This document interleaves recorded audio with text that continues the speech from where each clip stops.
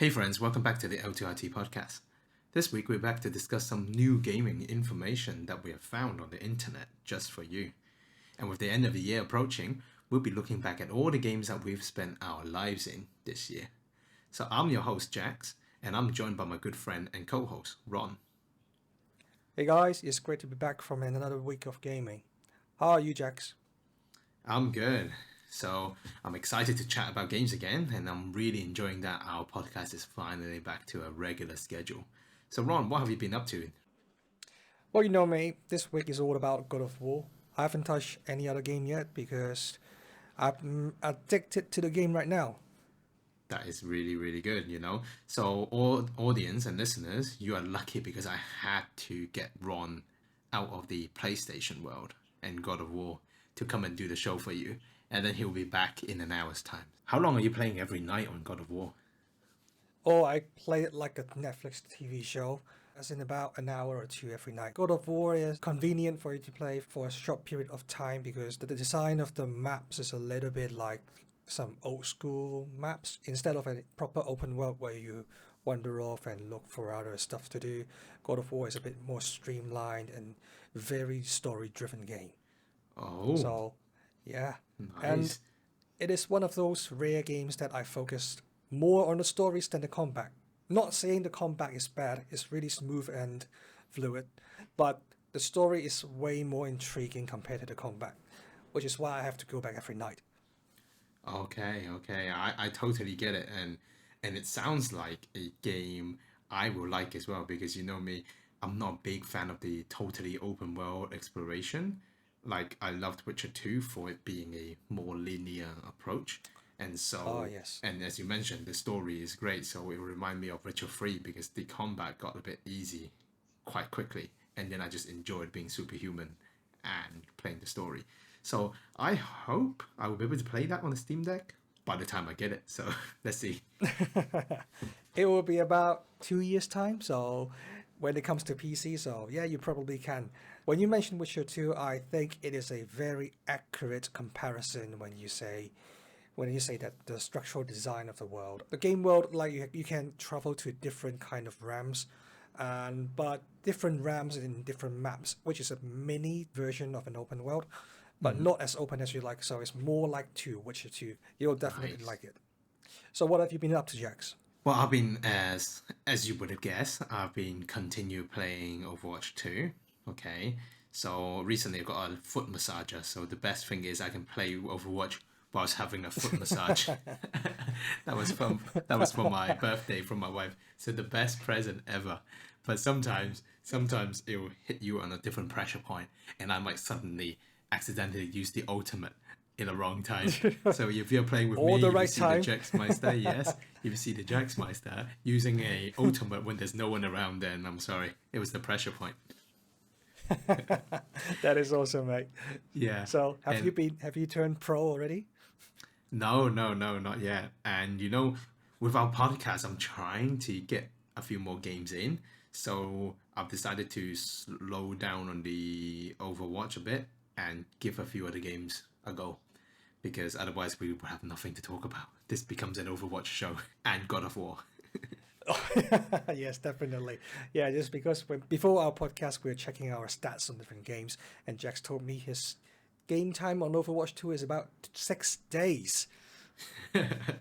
Yeah, but I feel like I don't know. I feel like that included Overwatch 1 Yeah, because that makes much yeah, more sense on that. Yeah. that would make sense. But remember, if you catch back a few episodes ago, I did say that when Overwatch was released, it coincided with me being close contact for COVID, and I had to stay at home for 7 days.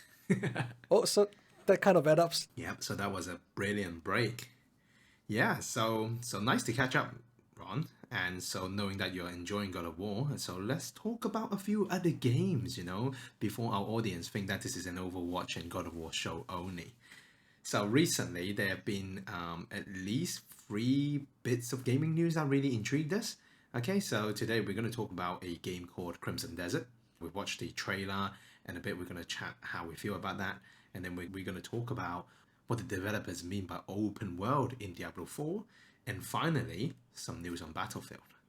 But first of all, Ron, let's talk about the trailer we saw recently on Crimson Desert. How did you feel about it? Wow, the game have slipped under my radar for quite some times because the latest trailer was, I think, was recorded back a few months ago. The game is developed by a Korean developer, so it's something different compared to what we've been used to from the North American, Europe, or Japanese game developers. It's called Pearl Abyss. And from the name Crimson Desert, some of you audience might have a game that sounds quite familiar, which is called Black Desert, which is an MMO. The game is previously listed as an MMO, so I wasn't too intrigued by it. That's why it have been slipped under our radar, right? I think the last MMO we played was probably Elder Scroll Online, and we Yeah, did not have fun on it. Yeah, yeah, we waited a long time to buy that game. yeah. We even have like a conference call and where to buy the game, how to start downloading it. I just remember that part. Yeah, MMO is not our appetite. But how about this one? It's now been confirmed as a single player action RPG, so that should be right up your alley, Ron. Yes, and especially when it is an open world game with a big emphasis on exploration, because exploration leads you to finding new skills and leveling up your player. So this game is right up my alley, and it is actually a high fantasy medieval games. So you will have different monsters, giants, and from the trailer I saw, you have sword and shield, dual combat moves, and bows and guns. And there's a lot of different cool skills where you can embed your sword with a lightning strike. Oh, And yeah, and there is a little bit feel of a Witcher and of a feel to a, let's say, a Dragon Age feel to it. oh, definitely the setting at least, and that Yes. imbuing magic into the weapon, like. But just like by seeing or listening to what you said, I had it envisioned as Elder Scrolls. But I guess Oh it's yeah. as you mentioned, it's more like a Dragon Age, so I guess it's a third player. Yeah, I think I didn't think of Elder Scroll mainly because from the trailer, this game is a little bit more fast paced. Emphasis on the combat side is very brutal. That's something I'm looking for. So pretty sure Yeah, I will look forward to it. Yeah. yeah, because from when I watched it, as I mentioned when we were off camera, I did say that it reminded me a bit of Assassin's Creed, especially with the little bit of the sandy color setting. Because I played Assassin's Creed One Ah, and I Two, see. which was also kind of that setting, right? And then a bit of that reminded me of Shadow of Mordor, which is basically Assassin's Creed, and then that's why Yes. I thought that reminded me of Assassin's Creed. Because for me, I feel like it's one of those like you get surrounded by a few players, you have to block, you have to parry, and then you have to do some um, button combo with like a roll of a little bit of a scripted. I wouldn't say as scripted as say something like Devil May Cry, where it will suddenly tell you to press an X. But yeah, Oh those kind yeah. of combat makes me feel like it's all Assassin's Creed. Oh yeah, I get what you mean because from the trailer you can well we don't really see the actual gameplays from the trailer. It's mostly like a cinematic and like a sequence. I see why you related to it, and one of the reasons is maybe they have different kinds of race in there too. I see there's orc, so Yeah, that's why you are relating to Shadow of Mordor probably, and yeah. yeah, the combat is basically I think it's going to be like Shadow of Mordor or say it'll be awesome to be like Ghost of Tsushima because that's one of the most engaging combat game I've played recently. So Oh, yeah, hopefully, yeah. nice. Because and also the environment of the game looks a little bit similar to Ghost of Tsushima, so maybe they are a new dev and they can see what's good on the market right now and they are trying to copy it and maybe perfecting the recipe. Yeah. I mean, to be honest, a lot of the creative side is taking reference, right? And it's smart to see what the public's view on certain style of games, and then if it's welcomed by a lot of people, then it means it's gonna be a pretty decent way to take reference. But as you mentioned, like this is a totally open world game with a lot of exploration. So, Yes. probably not a game that I'll be looking forward to. Yeah, I'm But about to yeah, say that too. yeah, exactly. Yeah. But talking about open world, I think I'm gonna turn us to another game now. Talking about open world. Now, of course, the Crimson Desert is a third-person action RPG, Hmm. I'm going to talk about a more of an isometric action RPG in Diablo 4. Recently, we had some news with developers talking to IGN about what open world means to them. And so, from the interview, they did mention that it won't be a totally open world experience. So maybe a bit Hmm. like, as you mentioned, God of War. There'll be instances where you go into certain areas, but then that area will be quite big with different options. Yeah, I quite like the interview as well because I think the old formula of Ubisoft big, huge open world is a little bit of a chore to go through, especially when you have different missions to go through and then you got a lot of different side mission going on. And it's really hard to create a very detailed world with a that like comparing sizes. So Mm.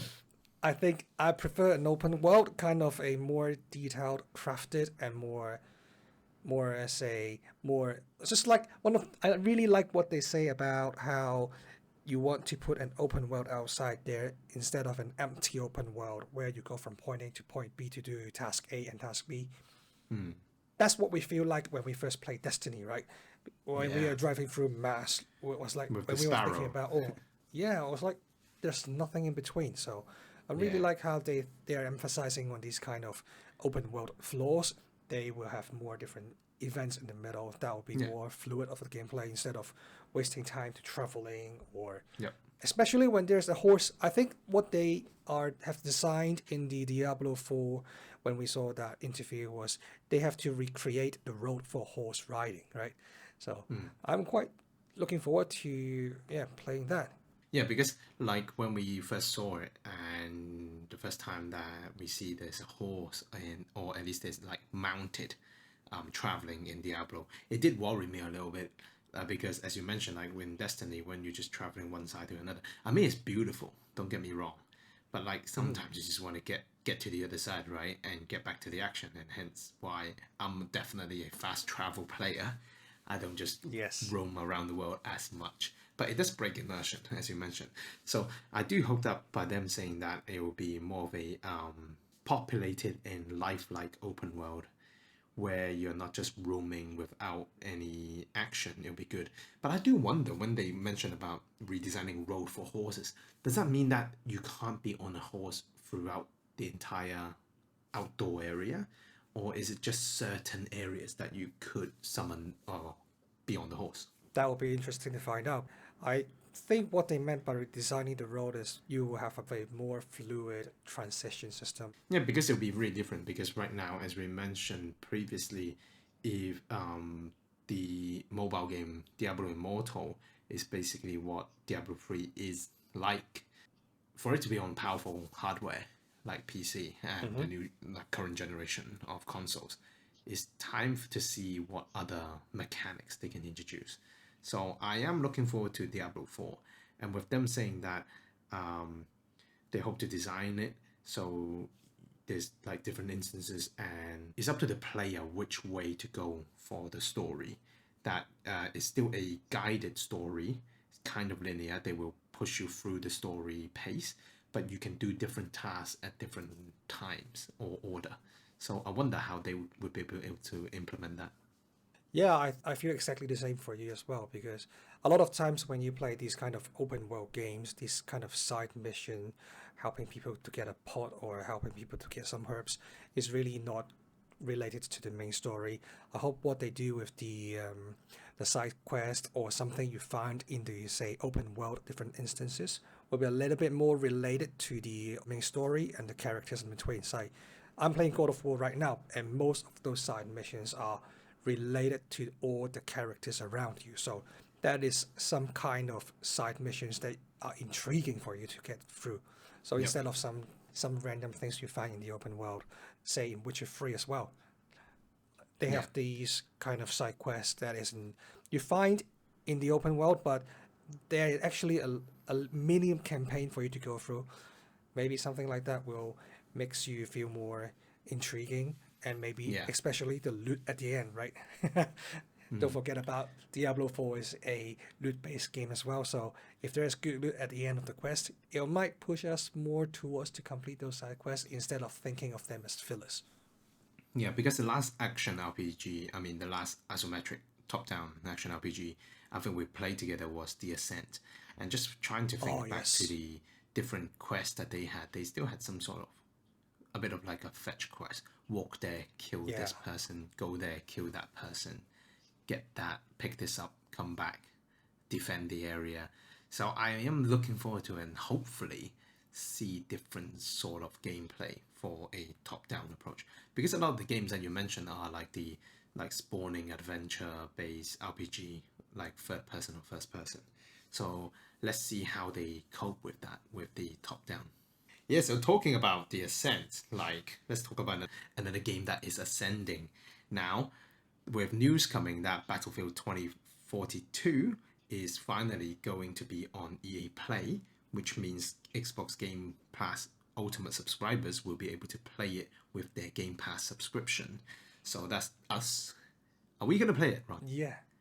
I think I will try it, but if for to be honest, for shooting multiplayer games, I will prefer Call of Duty first because I already got the game, and we also played the beta before. So, for the Battlefield 2042, and we didn't quite like it. I remembered. I don't think many people did. But there has Yeah, been a lot of news saying that it is much better now. I do start to see some YouTube videos saying that it is much better, just a bit like another game like Cyberpunk, right? So, oh yes, like if it is now on Game Pass, I'll probably download it and try it out.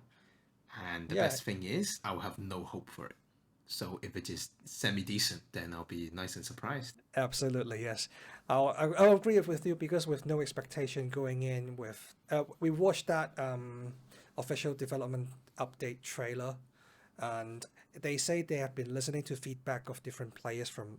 So I'm looking forward to it because they're improving the game based on players' feedback. So it's a good start. So and also different kind of classes, and we didn't have any problem with that before in the beta because we didn't play much of it. So I really don't Yeah. know what's going to. Yeah, we really don't know what's gonna be different, but maybe it will feel a bit more like the old school Battlefield with like medic class and engineer class. So it will be fun then, I guess. Yeah, let's see. I mean, like, the problem is now there's just so many competition. If the game is not, like, top notch, then it's really hard to hold you down because, like, just talking about free shooters, now that Battlefield for us on Game Pass is quote unquote free, Hmm. I can still play Overwatch. I can still go back to Halo with the new update and Forge. I Yes. mean, you can play all the Battle Royale games if you want a good shooter, especially Warzone 2.0 is coming. So it's a really competitive scene. So let's hope it's good with the launch of the season 3. So yeah, let's keep it open mind and try it out Yeah. when it's stable. Yeah. When you mentioned about player population, so I think the free periods coming in December, offered by EA, and also the players surging from Game Pass is going to make the game alive again. So I'm looking forward to that. Yeah, exactly.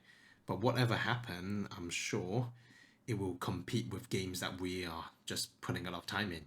God of War. Yes. God of War is not the longest game I've played, mate. Yes. So that is a perfect segue to our final segment of this show. With this being a now Q4 in middle of November, it's time for the game of the year chat. And just like any other gaming content space, L2RT podcast, we will have our say on the games that we like the most. But I think luckily for us, we are a little bit different. We haven't had the luxury to play every game. So we are kind of Hmm. restricted to the games that we were able to play. And so in this episode, I thought it would be fun to kind of have a brief go through on the games that we have actually spent a bit of time in, like more than just 20 minutes. So, Ron, which game has occupied the most of your time in 2022? Oh, I mean, the game that I spent most of my time completing are Elden Ring and Ghost of Tsushima, including the DLCs. Elden Ring came out this year, and this is actually the first Souls game I play, and I've been addicted to it. And even first playthrough with first build, with the single build I have, took me over and had 100 hours to play through it. So, What was your build? my build was a how can I say it properly? It's more like a berserker. A damage dealer with two swords in my hand, and I just jump attack and use some skills, which they call is a Ash of War in Elden Ring. Nice.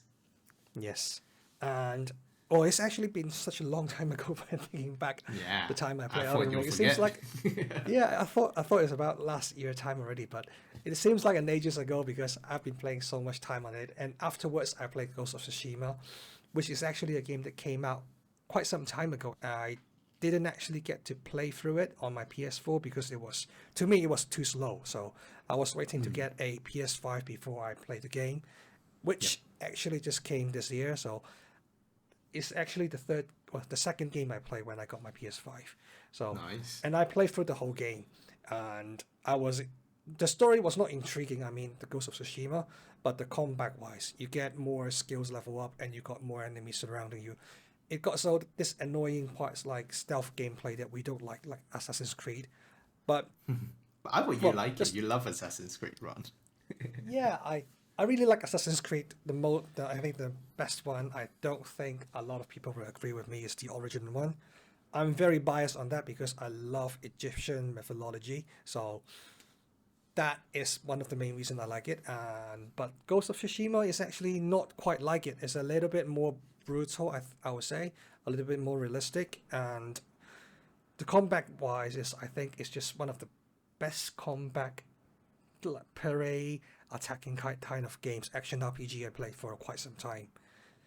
And what they've done with the DLC as well is a proper expansion on what the core engine, I mean, the core gameplay of the original main game, expanding on that, and that kept me going on for I think I finished the main story and the DLC for about 100 hours as well. Oh, so definitely those two games occupy 200 hours of your life in 2022. Yes, Yeah. and it's So as only two Ron has games. told you already, we are not only going to be talking about games that came out in 2022 for us because we do have our schedule is quite tight. I mean, gaming is definitely a hobby that we love. There's other commitments. So we will be talking about games that might be even in our backlog. So we are not only going to talk about games that came out in 2022. I'm sure most of them are, but there will be one or two games that may be a little bit older. Yes, definitely. Yeah, because um, talking about backlog, I still got tons of backlog, especially when I just got the PS5 right now. There's a lot of games that I want to go through again. We'll be talking about a lot of, well, we might be including a lot more older games that we will be playing in the future. So, Jax, what have been occupying your gameplay in 2022? Okay, aside from the fake statistics you mentioned earlier of Overwatch 2 being 6 days and 18 hours, I don't think it's Yes. just Overwatch 2, okay? Okay, don't tell anyone. I think that included the original Overwatch time. The game that I have played the longest this year is actually Halo Infinite. I bet you won't believe it because I didn't touch the Yeah. campaign. I didn't touch the Oh, campaign yeah, at all. yeah, yeah. So I played for 2 days and 13 hours on Halo multiplayer. I just liked it. Oh, wow. Yeah, you nearly turned pro, I remember. Yeah. And so eventually, after 2 days and 13 hours, I started to run out of maps and content for it to be highly enjoyable. And so currently, I haven't been back since probably around June. So I haven't checked out the winter update yet. So, but they do have Forge mode going on, so I will be looking forward to that. Ron, that's some game that we played together as well. One of the co-op games, one of the few co-op games we played together this year. Yeah, especially with the co-op campaign coming out, we might be revisiting Halo Infinite, and we'll see how that goes. But um, we also did some co-op with the PvP part, I remember, and I actually quite enjoyed some of it. But like you said, the content was a bit lacking, and the modes was a bit. For me, it's too Yep. vanilla, so nothing too special for me. So, and of course, there's other games and PS5 coming into my life this year, so I didn't get to play as long as you did, and I was actually quite surprised. There's about more than 50 hours of Halo Infinite multiplayer. Definitely 50 hours. Okay. Now, I don't know if the way they count it is game time or included me waiting, but one thing for sure is when it came out, Halo Infinite didn't take that long to find the game Yes. because it was cross-play with PC. So I'm sure out of the 2 days, a lot of them was actual gameplay.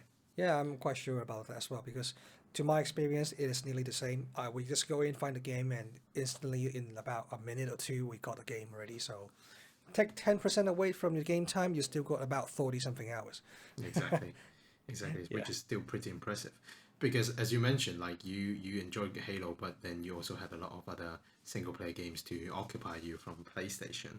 So Yes. I'm more of a multiplayer person, but it doesn't mean that I didn't play any single player in 2022, Ron.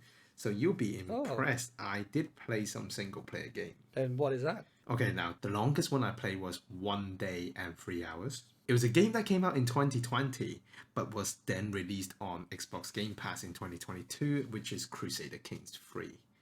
Oh, something. I remember you talked about it in the last episode. It's more about the management, marrying of people, and then Yep. backstabbing people or building a kingdom. Something very Yes. suits your gameplay style. And something that Exactly. is very addicting as well, I think. Something like Yeah. Civilization, right? Yeah, it's a bit kind of turn-based style. I mean, it's not turn-based because it goes go by time. You can slow it down, but yeah, definitely. So, if you want to know more about my thoughts on Crusader Kings, check out our previous episode when we talked about Victoria 3, which is the same, which is released by the same developer. Oh, So, okay, I see. Ron, what other game occupied a lot of your time? I mean, similar to what you play for with Crusader Kings 3, another game that occupied my time was Total War Warhammer 3. Yeah. And we actually did some co-op on that as well. The campaign, as I would like to say, the Chinese. Yeah, the Dragon Warrior, right? The Dragon With the Warrior, Great War. yes. With the Great War, yes. And I was actually cheesing it with different armies going. I was confederating a lot of armies before we go outside the war that, according to the story, we are not supposed to do. So that was quite fun, I remember. And we have been a long time Warhammer 3, Total War Warhammer 3. I mean, if audience don't really know what we are talking about, it's a real-time strategy game combined with a turn-based City builder, right? city builder. Civilization builder. Okay, yeah, really hard. Yeah, something like that, and also like more like a chess game where you put armies in different locations and you can actually fight with those armies, and it's worth checking out. Yeah, it's great. I mean, we've been playing Warhammer Total War since the first one, which we're Yes. talking about probably 5 years ago. Yeah, I think I played the most is Warhammer 2. Warhammer 3, I didn't play too much of it because compared to Warhammer 2 that we played the most, I think, it is really lacking in content, I think, compared Yeah, to that. Yeah, and it had 3 years worth of content, and we started Warhammer 2, I think, around 2 years in. So we have yeah, tons of content, and we also install some mods with different kind yeah, of cities. We can do siege and different kind of scenarios, and finally we'll be able to combine two armies to fight one single AI, and yeah, that was a fun experience for us. I yeah. think overall, over 3 games, I think we at least ranked up around 300 hours of game time, right? Probably, and Yes. yeah, definitely. Because I remember when we played the first one, I still had a service book. Surface, yes. I think so. That Oh, was a that long time was ago. I think that such was a long time probably ago. around, I would guess, 2017-ish. Yeah, something like that Probably. because I was That living would in make sense. Tongchong. 5 years ago, right? 5 years ago, Yeah, I was right? living in Tongchong. Yeah, Yeah. So yeah, 5 years I ago. mean, great franchise. I mean, Total War's been out forever, and combining that with Warhammer, it's just worked like hand in glove. And I really enjoy the playing the multiplayer with you. I mean, the only downside is because I now have a Mac, so I have to Oh install yes. Parallels and then run it in the minimum unit size. And you are always unhappy that I can't run the game in maximum unit size. Yes, because the game. Well, I was also playing a bit single player of it, so playing small unit size and ultra unit size is a little bit different on tactic wise. So Yep. I think the game is more balanced when you're on at least large unit size. Yeah, I mean, what a game. So if you are into that type of gameplay, something different, definitely check out Total War. I mean, there's so many games worth checking out in the Total War franchise, maybe wait until the discount that comes near Christmas. So, Christmas, talking really. about other games that you've mentioned a few games that you've completed. Now, I'm just checking my list. There's not many games I've completed, Ron. So, because I didn't play too many single player, but there was a little, well, quote unquote, little game that I completed in 8 hours, and it was released in 2022. So, perfect for this segment. It's called Citizen Sleeper. Do you know what game that is, Ron? Wow, I'll have to guess it's a management game. I've no idea, mate. Because like to play management game, but right, but Yes, management game you don't get to finish the game, right? Now, Citizen Sleeper yes. is a what type of game would it be? Kind of like a story-driven RPG. There is no Oh, actual okay. combat involved, but there is like time of day you end. So say with each day you get a certain quote unquote movement options or action points. Action points. You get a certain action points, and then so long story Mm. short, you are stuck in a space station and you're being hunted, and so you have to go through the space station doing different actions within a day and trying to move the story on. I mean, the cool thing is there's a lot of different endings. I've checked because as you play through the game, you meet different characters, you help them, you build relationships, and then there are many ways to get off the space station. And I think getting off that is basically which triggers the end of the game. Halfway through, I thought I would actually be able to leave the space station and head somewhere else. But it's Ah, I think it's more like an indie game. So it's really just top down. You scroll around the space station, clicking on points of so it's interest. more, so it's more like a old school RPG game where, is Yeah, it 2D or 3D? I think it's 2D top down, just looking. There's no one actually Oh, moving, so you 3D just top down. scroll Oh, along. okay. You just scroll along top down, looking at the space station, and then there's certain sectors of the space station with, say, a pop up. So it's more Oh, like that's a pretty cool. point and click game. So it's a little bit change of pace for me. I Yeah, probably will be not be too interested in yeah. it. So Yes, this type but of game is yeah, mainly purely just for the story. It is a point and click. point and click. Was it hard? I mean, because that's the main thing, right? About the story and avoiding people. What was hunting you, right? Without giving the story away, you were something special, and there'll be some sort of quote unquote bounty hunters that you may meet. Because it goes with time, so certain events may come up in, say, 6 days' time, and each day 6 days you time. clear. And of course, just to make the story more urgent, you are losing health all the time.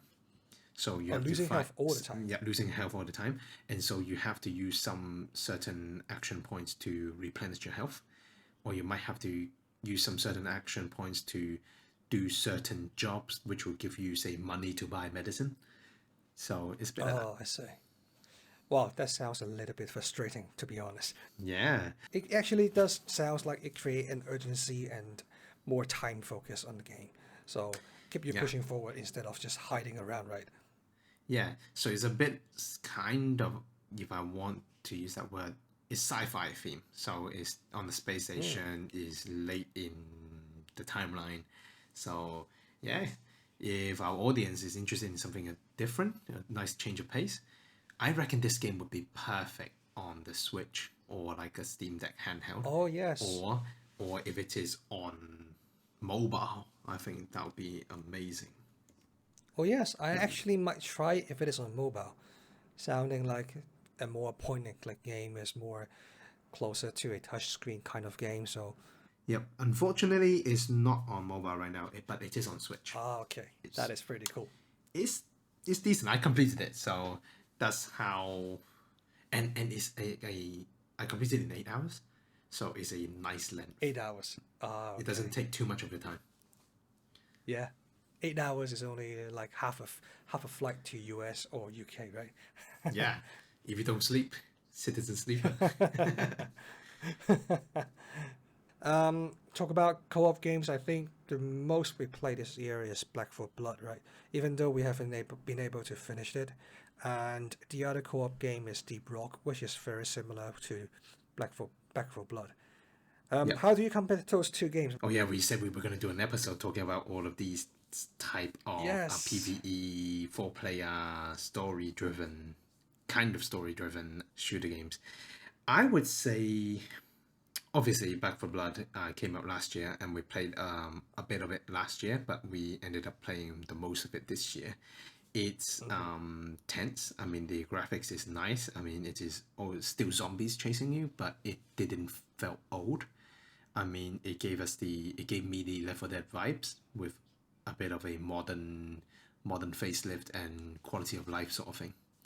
Like with the card system, I weren't too sure about the customization card system, but with them changing the gameplay every time with different mods to the Modifier. monsters and you can build your own deck, it kind of gave a little bit of a progression. So I was actually quite happy with that.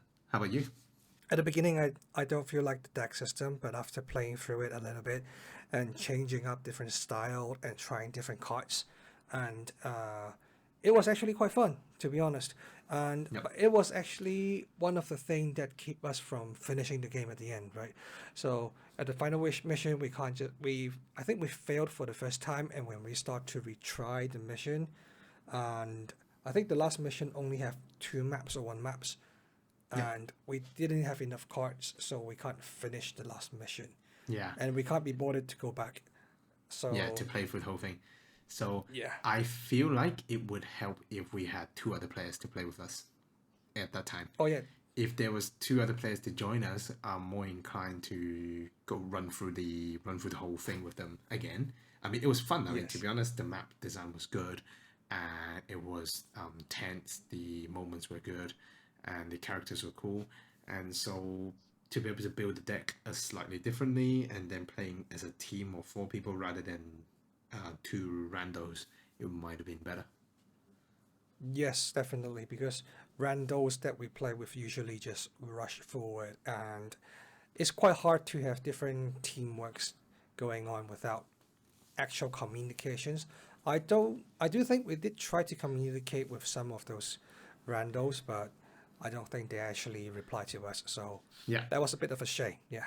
yeah, exactly. But I feel like it's just like with all multiplayer games now. Like, they not everyone is going to put their mic on, and I feel like nowadays less and less people are going to have their mics on to talk to randos to just play together. So I mean, they did have some sort of system of a ping, if I remember correctly, and trying to do some simple commands. Oh yes, I think that features first came out from, I would like to say, Apex. Yeah, I feel like Yeah, Apex Apex. really changed the game in especially the Yes, VR realm.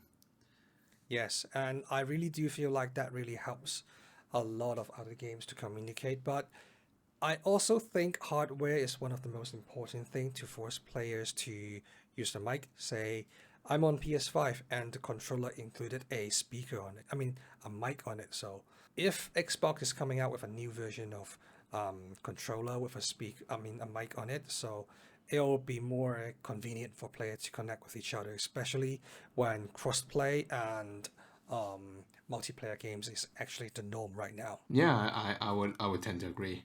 Not that I would still talk to anyone, but yeah, one accessory, one barrier less will make it a lot more convenient. Yeah. Definitely, but you don't want to listen to other people talk to you during when you play Call of Duty.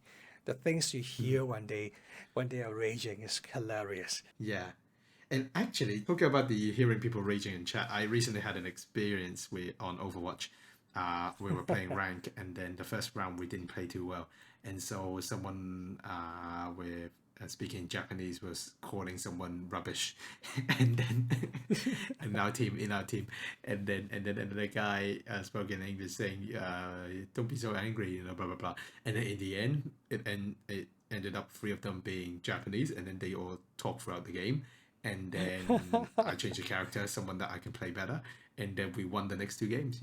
So teamwork Yeah, from yeah. chaos. Sometimes, yeah. If you take it to the heart, it will not be a fun experience. But if you just think of it as a game and communicate with other people and take it not too seriously, so I think it is actually a good feature. Yeah.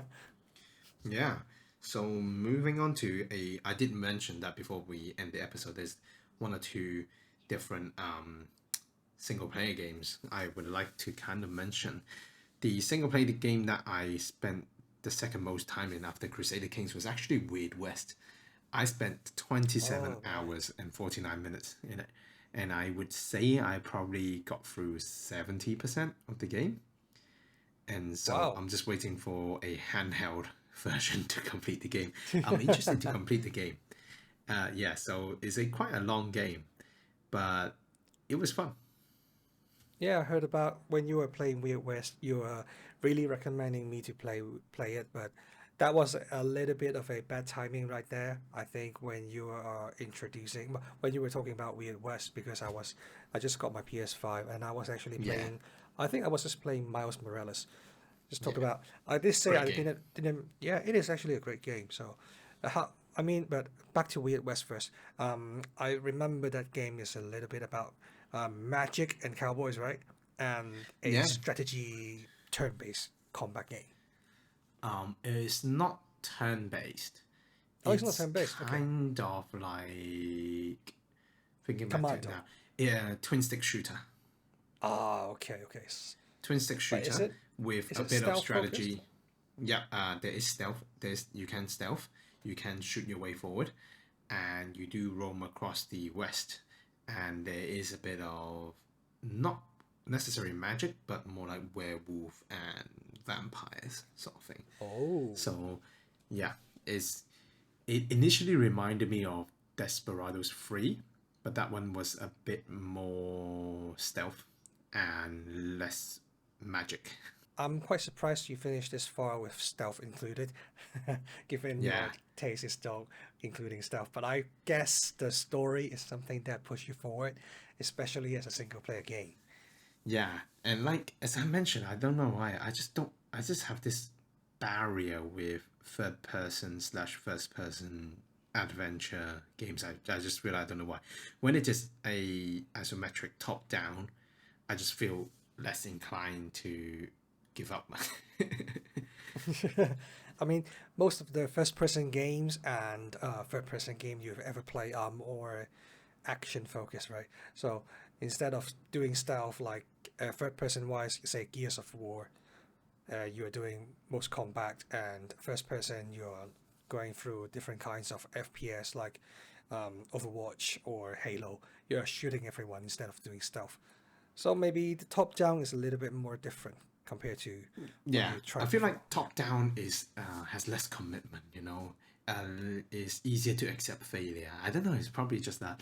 Like, I feel like when I am playing third person slash first person, it feel like you have to commit to it a lot more. Like I try to play Control, which is a More great game. immersed, yeah. Yeah, Oh yes, Control is a and great it game. felt like Yeah. I need to be totally committed to the game Oh rather yes. than say a top down game I know is a game. It's kind of weird. Oh, Anyway, I see what you yeah, mean. I think yeah, it's also depending on the story, and I think I know what you mean because say Control is a very great game, but if you go away sometimes and come back to it, you will have no idea how to play the game. yeah, exactly. There's a lot of mechanics to learn. Yeah, and if it is top down, it's easier for you to pick it up again. So I get Yeah, what you mean. Yeah, yeah. yeah. Another game I want to go through is, of course, I can't go through this episode without mentioning Tunic. Oh Tunic, yes. great game. Hey, classic example. I ended up playing Tunic more than Elden Ring. I just felt like it was less commitment. Even though both of them you die all the time, I just felt like Tunic was just more casual. And I was more inclined to spend time in an arm's distance in that world. 18 hours, not bad. Yeah, I I didn't complete it understand. yet. Yeah. It's also, I think, based on your situation earlier this year when your daughter was first born. I think this kind of Yep. game is a little bit more hands off, or, but like you said, less intense, or you just pick it up and play a little bit of it before Yep. you put it down. So I actually do play Tunic as well. I do feel like it is a great game, to be honest. And Mm. I was just a little bit frustrated at the end by I can't find a way through some Yeah. angle of the map, so I gave up at the end. Yep. Yeah. Yep. Yep. So Yeah, let's talk more about that. Maybe we'll talk about that more in the upcoming episodes. Just final two more single player game I would like to mention, or at least just one. A beautiful game, kind of like a platformer, so 2D side-scrolling game. It's called Far Changing Tides. I mean, the graphics is beautiful. It's about the end of the world. That water level has risen so much that your character has decided to build a ship to just sail off to the right side of the screen. And then as you go, you don't meet many people, but it's a kind of a bit of a steampunk style. It's a sailing ship, and then you find a steam engine, and then you kind of upgrade the ship, and then you just continue. It's a very, survival game. I wouldn't say colorful. Is it It survival? is not colorful, but there is color. It's kind of consistent in that color, like kind of like a reddish brick tone. Is yeah, it's called Far Changing Tides. It's quite nice. I spent 4 hours. I feel like I am at least 75% past the game. And it's kind of chill. Yes, I think you. I remember you mentioned the game before, but I was not too inclined to try it out. But I It's not will. your style of game, Yeah, I Ron. don't think I will It's not your try style it of out. game. Yeah, but I'm actually, after what you described just now, I'm quite surprised you spent 4 hours on it, especially on a survival-like game, because Yep. like most of the game we mentioned is none of them are survival based. So yeah, I'm a little bit surprised. Yeah. Yeah, left to right. Steam is got 9 out of 10, So, 9 out of 10. Okay. yeah, a lot of people must have liked it. Yeah. Is it on Yeah. Game Pass or do you buy the game? Have you bought the game? It is on Game Pass. I haven't. The only game I bought, the only few games I bought this year was Elden Ring. Ah, okay. And that was actually a big surprise And to me. You just called me one day. No, they didn't call me. Just sent me a photo one day and showed yeah, me the receipt of the Elden Ring. And I was like, "What is going on?" exactly. Yeah. But yeah, I spent 16 hours, remember? And now I haven't 16 hours, yes. completed it. And then the other game I bought was Total War. Total So War. there you go. All right, because you were trying to test out the parallel, and if that doesn't work, you can just always refund it. That's the perks of Exactly, right? perks on buying on Steam. Easy return of the game. Yeah. Yep. And one honorable mention is when the sad news of the Ukrainian war that broke out, I Xbox Game Pass suddenly Oh had yes. this game that came out. It's called This War of Mine Final Cut. I mean, This War of Mine came out in 2014, Hmm. but that version, the 2022, I guess, kind of like a definitive version came out, and then I spent 6 hours playing that game. Is about is kind of like Fallout Shelter. If you played Fallout Shelter before, survival game. Go day by day, side scrolling again, and then trying to survive. So that was I felt like it suited the time, and honorable mention definitely. Yes, definitely, especially during hard times in Ukraine. And I don't think the game will reflect what are people experiencing in Ukraine, but it'll give Of us a course, very good idea what it yeah, is. Yeah. yeah, trying to survive and everything. So, Yes. is there any other game you would like to talk about, Ron, in this episode, or you want to save it all for the upcoming episodes? Yeah, but I mean, the rest of the games that I've been playing, say for single player mostly on PlayStation 5, are Horizon Forbidden West and God of War, which both I don't have time to finish yet, so I can't say too much on it. And I just got to say, even the PS5 on paper is less powerful than the Series X. I think these two games are the most beautiful game current gen can have to offer, and I can't wait Yeah, to see what both platforms can offer in the future. yeah.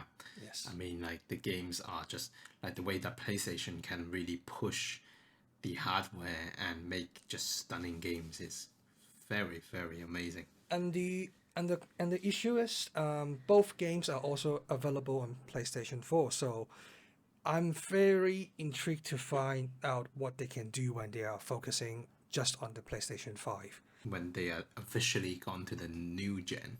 Yes, God of War Ragnarok was actually set by the developer to push the PlayStation 4, and so there's actually a lot of room left for the PlayStation 5. So looking forward to that. Yeah. Yes. And hopefully one day when I get my Steam Deck, I'll be able to play God of War. Yes, absolutely. Maybe by the time you got the Steam Deck, you can actually. Oh yeah, the first God of War and as well as Spider-Man. I do recommend that. Yeah, And yeah. And by that time, according, maybe Horizon will be on, and you will always recommend Uncharted if it is available, yes, right? that was I was about to recommend that as well, especially to your taste and action-based and not open-world game, linear storyline.